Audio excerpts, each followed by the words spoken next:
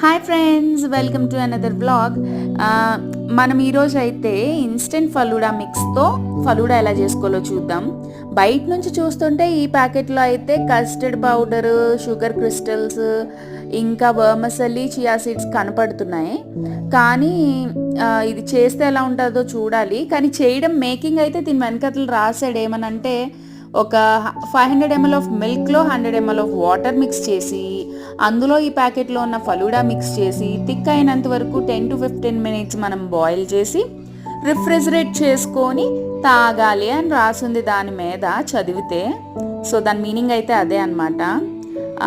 So let's see ఇది ఎలా వస్తుంది ఎండ్ రిజల్ట్ అన్నది చూద్దాం మనం కూడా చేసి. సింపుల్గా మనకి రీటైల్ షాప్స్లో బయటన ఎలా అమ్ముతారో అలా చేసుకునే విధానం అనమాట.